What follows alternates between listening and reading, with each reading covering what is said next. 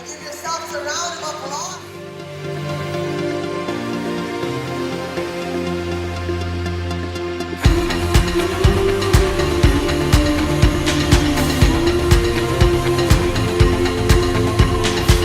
Team building usually focuses on developing our ability to work as a team, strengthening our bonds with our members, fostering our harmonious relationship, and improving our communication skills, which can be applied in our respective workplaces.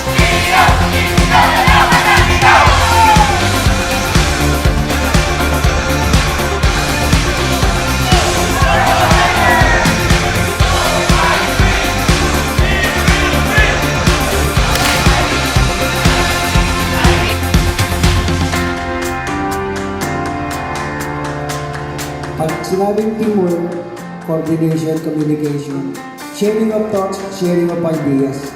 So that is the best na natutunan ko dito sa teamwork. Kaya nga, ang team, walang I, kasi yung I represents for one person. Ang team spells with T-E-A-M. Yung E-A, everyone and all. Kaya teamwork is para sa lahat.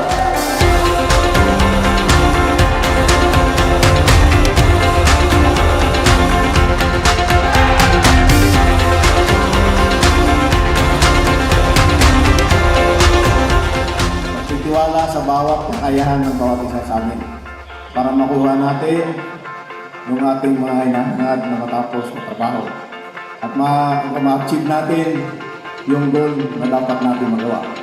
Tiwala sa isa't isa at komunikasyon sa bawat isa.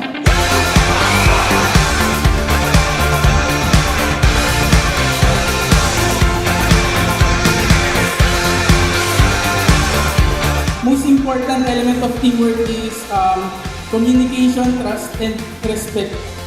With proper communication, may execute ng maayos yung plan and ma-achieve yung common goal.